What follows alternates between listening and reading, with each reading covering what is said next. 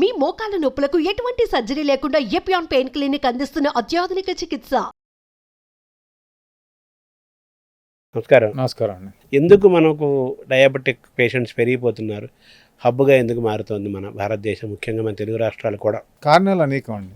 ఒకటి, మన జీవన శైలి మారిపోయింది, మనం పనిచేసే పద్ధతి మారిపోయింది, మనం తినే పద్ధతి మారిపోయింది, నిద్రపోయే టైం మారిపోయింది, వర్క్ చేసే టైం మారిపోయింది. భారతదేశం అంటే అగ్రికల్చరల్ కంట్రీ అనుకునే వాళ్ళం. అంటే కాయ కష్టం చేసి ఫిజికల్గా పనిచేసి మనం ముందుకెళ్ళే వాళ్ళం. అక్కడి నుంచి ఫిజికల్ పని పోయి కూర్చునే పని అయిపోయింది. మా డాక్టర్స్ కానివ్వండి, ఐటీ వాళ్ళు కానివ్వండి, ఎవరైనా కానీ కంప్యూటర్ కానీ మొబైల్తోనే పనిచేస్తున్నాం 90% ఆఫ్ ది పీపుల్. సో దానివల్ల ఏమైంది, మన ఆహార అలవాట్లేమో పాతకాలంలో ఉన్నాయి, మనం పనిచేసేదేమో కొత్త కాలంలోకి వచ్చాం. దానికి అనుగుణంగా మనం మారలేదు. పాతకాలంలో మనం పల్లెటూళ్ళలో పొలాల్లో పనిచేసేటప్పుడు మనం కార్బోహైడ్రేట్స్ అంటే రైస్ కానీ, గోధుమలు కానీ, జొన్నలు కానీ, ఏ రకమైన కార్బోహైడ్రేట్స్ తీసుకున్నా దానికి తగ్గగా మనం ఫిజికల్ యాక్టివిటీ చేసేవాళ్ళం పొద్దున్న సాయం దాకా. మనం అదే అలవాట్లు చిన్నప్పటి నుంచి మన అమ్మమ్మలు కానీ, నాయనమ్మలు కానీ, మన మదర్ పేరెంట్స్ కానీ అలవాటు చేయడం వల్ల అదే అలవాటు అందరికీ ఉంది. కాకపోతే ఒక పీరియడ్ ఆఫ్ టైం మనం పని తక్కువ చేసుకుంటూ ఇప్పుడు ఏ పని చేయకుండా ఉన్నట్టు ఉంది మనకి పరిస్థితి.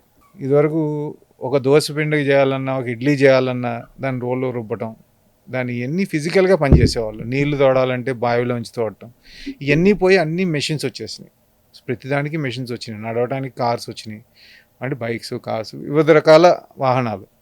సో దానివల్ల ఏమవుతుంది, మన యాక్టివిటీ తగ్గిపోయింది, కాకపోతే మన జీన్స్ అక్కడ ఆగిపోయినాయి. సో మనం అదే ఫుడ్ తింటూ తక్కువ యాక్టివిటీ చేయడం వల్ల ఏమవుతుంది, మనం వెయిట్ పెరుగుతున్నాం. వెయిట్ పెరిగేది కూడా ఎస్పెషలీ పొట్ట భాగంలో ఎక్కువ వెయిట్ పెరగడం వల్ల మన ఇంటర్నల్ ఆర్గన్స్, విసరల్ ఒబేసిటీ అంటాం, పొట్ట, ప్యాంక్రియాసు, లివరు, ఇంటెస్టైన్స్, వీటి మీద ఫ్యాట్ అనేది ఎక్కువ పేరుకుంటుంది. ఈ విసరల్ ఫ్యాట్ వల్ల ఇన్సులిన్ రెసిస్టెన్స్ వచ్చి ఉన్న ఇన్సులిన్ సరిగ్గా పనిచేయకపోవడం వల్ల ప్యాంక్రియాస్ ఇంకొంచెం ఇది పనిచేయట్లేదని చెప్పి ఇంకొంచెం ఇన్సులిన్ ప్రొడ్యూస్ చేయడం మొదలవుతుంది. అంటే ఎక్కువ ప్రొడ్యూస్ చేస్తూ ఉంటుంది.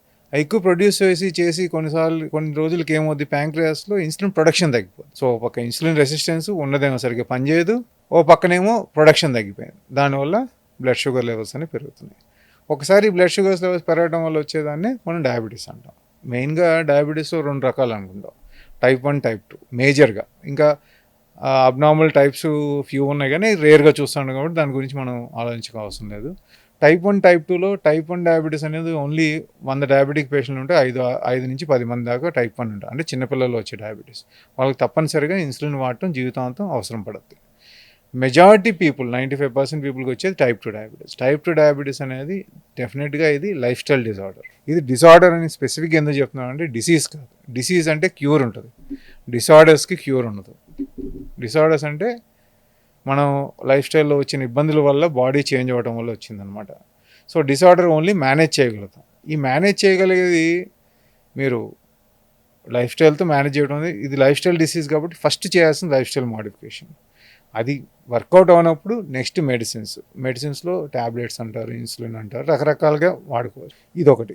రెండోది, సర్కాడియన్ రిథమ్ ఒకటి పాడైపోయింది మనకి. ఎందుకంటే టైము నైట్, అమెరికా మన ఐటీ ప్రొఫెషనల్స్ అందరూ వివిధ దేశాలతో మనం పోటీపడి పనిచేయాల్సి వస్తుంది కాబట్టి నైట్ పనిచేయడం మొదలెడుతున్నారు. బాడీకి ఎప్పుడో సర్కాడియన్ రిథమ్ ఉంటుంది. అంటే పొద్దున్నే లేవగానే కార్టిసాల్ ప్రొడ్యూస్ అవ్వాలి, కొంచెం గ్రోత్ హార్మోన్ ప్రొడ్యూస్ అవ్వాలి, ఈవినింగ్ అవుతుండే కార్టిసాల్ తగ్గాలి, ఓకే, స్లీప్ హార్మోన్ రావాలి. ఇవన్నీ బాడీలో ఉన్న మెకానిజమ్స్. మన స్లీప్ సైకిల్ మారిపోవడం వల్ల ఈ మెకానిజమ్సే పాడవుతున్నాయి. దానివల్ల కూడా ఈ లైఫ్ స్టైల్ డిజార్డర్స్ వచ్చే అవకాశాలు ఉంటాయి. మూడోది, ప్రతిదీ మనం పరిగెడుతున్నాం, మనం పోటీ పెట్టి పరిగెత్తడం, పక్కన పోటీ చూసుకుని పరిగెత్తడం అనేది ఇంకోటి జరుగుతుంది. Stress, mental stress. ఈ స్ట్రెస్ వల్ల, దానివల్ల కూడా మనకి హార్మోనల్ చేంజెస్ రావడం వల్ల ఈ life style disorders like diabetes, hyper tension, obesity, thyroid, ఇవన్నీ వచ్చే అవకాశాలు ఉంటాయి. సో మన జీవనశైలి మారింది, మన ఆహార పద్ధతులు మారినాయి, మనం పనిచేసే పద్ధతులు మారినాయి, నిద్ర తక్కువ అయిపోయింది. దీనికి తోడు ఇప్పుడు ఇంట్లో వండుకోవడం మానేసాం. బయట ఫుడ్లు, బయట ఫుడ్, జంక్, నాన్ జంక్ అనుకున్నా కానీ ఎంత హెల్తీ ఫుడ్ మనం బయట తీసుకున్నా దాంట్లో వాడే పదార్థాలు అవన్నీ కూడా తేడా ఉంటాయి. మన ఇంట్లో వాడినట్టయితే ఎవరు వాడరు కదండి, జాగ్రత్తగా కొని వాడరు కదా. సో డెఫినెట్గా చేంజ్ ఉంటుంది. సో జంక్ అనటం కంటే కూడా బయట ఆహార పదార్థాలు ఏది తిన్నా ఎంతో కొంత రిస్క్ అనేది పెరుగుద్ది. దాంట్లో మనం కొంచెం హెల్తీ అనుకుంటాం, ఆర్గానిక్ అనుకుంటాం, కొంచెం వెజిటేరియన్ అంటారు, వీగన్ అంటారు, బర్గర్స్, పిజ్జా అంటారు. బట్ ఎనీథింగ్ మనం మన స్వతహాగా చేసుకునే వాటిల్లో మనం ఏం వేస్తున్నాం, ఏం తినాలనేది మనకు తెలుస్తుంది. బయట వేసే దాంట్లో సగం చెప్తారు, సగం చెప్పరు. సో మనకు తెలియదు. డెఫినెట్గా అదంతా మనకి ఇబ్బందికరంగానే ఉంటుంది. ఈ 4-5 కారణాల వల్ల మన భారతదేశం వెస్టర్నైజ్ అయిపోయింది కదా. వెస్టర్నైజ్ అవ్వడం వల్ల అమెరికా పద్ధతిలోని మనకి రావడం వల్ల మనకి షుగర్ పెరగడం, మన లోపల బ్యాక్టీరియా కూడా కొంత మారిపోతుంది. గుడ్ బ్యాక్టీరియా ఏదైతే ఇంటెస్టైన్లో ఉండాల్సిందో అవన్నీ మారిపోతున్నాయి. అమెరికాలో ఇన్సిడెన్స్ అంటే ప్రతి సంవత్సరం డయాబెటీస్ వచ్చే వాళ్ళు ఎంతమంది అనేది చూసుకుంటే దాన్ని ఇన్సిడెన్స్ అంటాం. ఓవరాల్గా ఎంతమంది ఉన్నారంటే అది ప్రివలెన్స్ అంటాం. లాస్ట్ 5-10 ఏళ్ళలో డయాబెటీస్ ఇన్సిడెన్స్ అక్కడ తగ్గుతుంది, మనకి పెరుగుతుంది. అంటే వాళ్ళు ఇదంతా అనుభవించి కొంత చేంజ్ అవ్వడం మొదలెట్టారు. లైఫ్ స్టైల్ మనం ఇంకా అనుభవిస్తూనే ఉన్నాం. మనం చేంజ్ అనేది ఎప్పుడు వస్తే మనం కూడా ఆరోగ్యవంతులం అప్పుడు అవుతాం. ఇప్పుడు మనం 2025లో ఉన్నాం. పాతకాలంలో చూసుకుంటే మా ఫాదర్స్ కానీ మా నాయన వాళ్ళకి ఆహారం దొరకటమే కష్టం, దానికోసమే పనిచేసేవారు. ఆ ఒక్క స్ట్రెస్సే ఉండేది. మనకి రకరకాల స్ట్రెస్, ఏ బట్టలు వేసుకోవాలి, ఏ కారు కొనాలి, కంపారిజన్, ఏ వాచ్ కొనాలి, ఏ బెల్ట్ కొనుక్కోవాలి, ఏ షూ కొనుక్కోవాలి, ఎంత కొనాలి, వాళ్ళు కొన్నారు మనం కొనలేదు. సో నేను అనుకునేది ఏంటంటే ఈ కాలంలో లగ్జరీ అంటే హాస్పిటల్కి వెళ్ళకుండా, ఏ మందులు వాడకుండా, మన పని మనం చేసుకుంటూ రోజుకి 7-8 గంటలు నిద్రపోగలిగితే ఇంట్లో వాళ్ళతో కలిసి ఉండి అంతకంటే లగ్జరీ లేదు. అదే కంఫర్ట్, అదే లగ్జరీ. అది లగ్జరీ. యాక్చువల్గా మనం మెటీరియల్ థింగ్స్కి లగ్జరీ ఎక్కువ ఇస్తున్నాం. సో ఈ లగ్జరీ ఎప్పుడైతే మనం ఆలోచిస్తామో ఈ లైఫ్ స్టైల్ డిజార్డర్స్ మెల్లిమెల్లిగా తగ్గడం మొదలు. అంటే ఆ మెటీరియల్ కంఫర్ట్స్ కోసం కష్టపడి ఉన్న ఆరోగ్యాన్ని పోగొట్టుకోవడం అంతే కదా. అంతే. శాశ్వతమైన ఆనందము, అసలైన ఆనందము, అసలైన ఆరోగ్యం ఎక్కడుందో మనం మిస్ అయిపోయి ఉరుకుల పరుగుల్లో. అసలైన లగ్జరీ అంటే ఫస్ట్ ఆరోగ్యంగా ఉంటాం.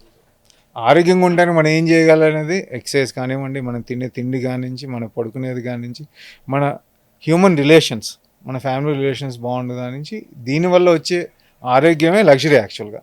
ఆ లగ్జరీ లేక వచ్చేయే లైఫ్ స్టైల్ డిజార్డర్స్. ఇప్పుడు పిఆర్ నెట్వర్క్లో కాంటాక్ట్స్ పెరుగుతున్నాయి కానీ, పార్టీలు పెరుగుతున్నాయి కానీ హ్యూమన్ రిలేషన్స్ తగ్గుతున్నాయి కదా. తప్పకుండా తగ్గుతున్నాయి. ఎందుకంటే మన సోషల్ మీడియాలో ఎక్కువ ఫ్రెండ్స్ ఉంటున్నారు, ఫిజికల్గా ఫ్రెండ్స్ తగ్గిపోయారు మనకి అందరికీ, ఒకళ్ళని కాదు. అంటే అది మొత్తం that is the state of the life. Physical relations తగ్గినాయి, పోటీతత్వం పెరిగింది కాబట్టి మనకి తప్పదు ఈ లైఫ్ స్టైల్ డిజార్డర్స్.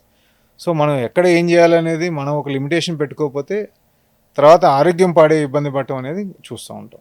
మనకి రీసెంట్గా చూసుకుంటే లాస్ట్ ఫ్యూ ఇయర్స్లో 25 ఏళ్ళు 20 ఏళ్ళు వాళ్ళు కూడా షుగర్ బీపీలు వస్తుంది. ఇదివరకు మేము చూసేవాళ్ళం కదా.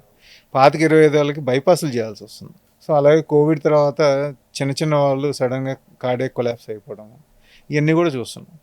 సో మన డెఫినేషన్ ఆఫ్ లగ్జరీ మార్చుకోకపోతే మనం హాస్పిటల్స్ కానీ ఫార్మస్యూటికల్స్ కానీ ఖర్చు పెట్టాల్సిన అవసరం ఎక్కువ. సరే సంపాదించాం, ఖర్చు పెడతాం, కాబట్టి దాంతో వచ్చే ఫిజికల్ ఇబ్బందుల్ని మనం మొత్తం తీసేయలేం కదా. మందులు కానీ, డాక్టర్స్ కానీ, హాస్పిటల్స్ కానీ, ఫార్మా వాళ్ళు కానీ మేనేజ్ చేస్తున్నాం కానీ రిమూవ్ చేయట్లేదు కదా. అందుకే డిజార్డర్ అన్నారు కదా, ఆర్డర్లో పెట్టుకోవాలి. ఇంకోటి అందరూ అనుకుంటారు హాస్పిటల్స్ హెల్త్ మేనేజ్మెంట్ ఇన్స్టిట్యూట్స్ అనుకుంటారు. నేనేమనుకుంటా అంటే అది ఏ హాస్పిటల్స్ ప్రపంచంలో హెల్త్ మేనేజ్మెంట్ ఇన్స్టిట్యూట్స్ కాదు, they are disease management institutes. ఆరోగ్యం బాగుండాలంటే మనం మారాలి, మార్చలేవు మిమ్మల్ని, మనం మేనేజ్ చేసుకోవాలి. మైండ్ సెట్ మారినప్పుడే మనకి ఈ లైఫ్ స్టైల్ డిజీజెస్ అన్ని మారడానికి అవకాశాలు ఉంటాయి. ఫస్ట్ ఏం తింటున్నాం, ఎంతసేపు పడుకుంటున్నాం, ఎంత ఎక్సర్సైజ్ చేస్తున్నాం, మన బాడీ వెయిట్ మెయింటైన్ చేసుకుంటున్నాం లేదా, ఈ 4 మనం కోణాలు చూసుకుంటే ఒక టేబుల్కి 4 కోణాలలాగా మనం ఆరోగ్యంగా ఉండడానికి అవకాశం ఎక్కువ ఉంటుంది. ఈ 4 ఏది మనం సరిగ్గా చూసుకోకపోయినా ఎప్పటికప్పుడు మనకి ఈ లైఫ్ స్టైల్ డిజార్డర్స్ వస్తాయి. దీనివల్ల వచ్చే ఇబ్బందులతో హార్ట్ అటాక్లు, పెరాలసిస్లు, నరాల ఇబ్బందులు, కళ్ళు పోవడం, కిడ్నీ ఫెయిల్ అయి తిరగడం, ఇవన్నీ కూడా వచ్చే అవకాశాలు. చనిపోవడం అనేది వేరే విషయం, కానీ జీవితాంతం కాంప్లికేషన్తో ఉండటం అనేది, క్వాలిటీ ఆఫ్ లైఫ్ లేకపోవడం అనేది it is much bad then death. జీవోత్సవం అంటారు కదా.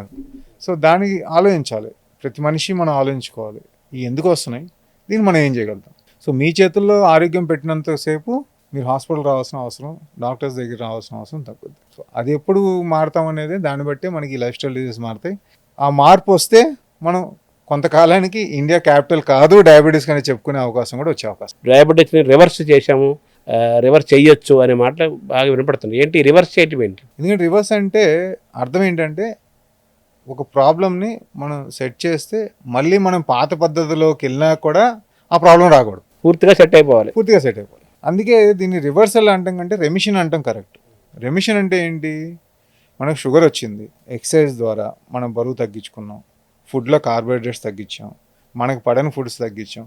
So only lifestyle diet వల్ల షుగర్ కంట్రోల్ చేసుకోగలిగాం మందులు లేకుండా, దాన్ని రివర్సల్ అంటున్నారు. అది ఎప్పుడు దాకా మనం కంటిన్యూ చేస్తాం అప్పుడు దాకా అది ఉంటుంది. సరే for example oh patient 9 HbA1cs వచ్చారు, మనం డైట్ లైఫ్ స్టైల్ మేనేజ్ చేసాం, చాలా స్ట్రిక్ట్గా చేశారు 3 నెలలు, HbA1c 5.6కు 5.7కు 5.5కి వచ్చేసింది అనుకుందాం నాన్ డయాబెటిక్ లెవెల్కి.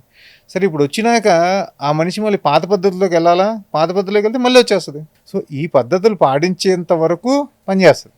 పద్ధతి మారిందంటే మళ్ళీ డయాబెటీస్కి వెళ్తాం. అదే నువ్వు జీవితాంతం పాటిస్తూ ఉండాలి పద్ధతులు. దాన్ని మనం రెమిషన్ అంటాం. రెమిషన్ అంటే అర్థం కాదు కాబట్టి జనాలకి రివర్సల్ అనే పదం వాడుతున్నారు అనుకుంటున్నాను. కాకపోతే అక్కడ గుర్తుంచుకోవాల్సింది ఏంటంటే తెచ్చుకున్నాం కరెక్టే, అక్కడ ఆపగలగాలి. అప్పుడు ఓ 10 ఏళ్ళు 15 ఏళ్ళు 20 ఏళ్ళు అలాగే ఆపుకున్నాను అనుకో, అప్పుడు అనుకోవచ్చు. కాకపోతే నేను ఇదివరకు స్వీట్స్ తింటున్నాను, వెయిట్ నాకు BMI 30 పైన ఉంది, మనం ఇప్పుడు 20 BMIకి వచ్చాం, స్వీట్లని ఆపేసాం, కార్బోహైడ్రేట్స్ తగ్గించాం, షుగర్స్ బాగున్నాయి, అంతా బాగుందని మళ్ళీ మొదలెట్టాం అనుకోండి, మళ్ళీ 6 నెలలు మళ్ళీ సైకిల్.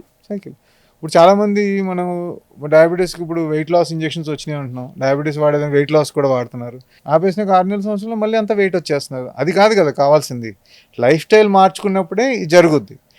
ఈ మన దగ్గర ఉన్న విధానాలు ఏంటి, డ్రగ్స్ కానీ ఇంజెక్షన్స్ కానీ మీ లైఫ్ స్టైల్లోకి వెళ్ళడానికి హెల్ప్ చేస్తుంది, అంతేగా దాని మీద డిపెండ్ అవ్వమని చెప్పట్లేదు. టెంపరీ. సో ఆపేస్తే మళ్ళీ వెనక్కి వస్తారు.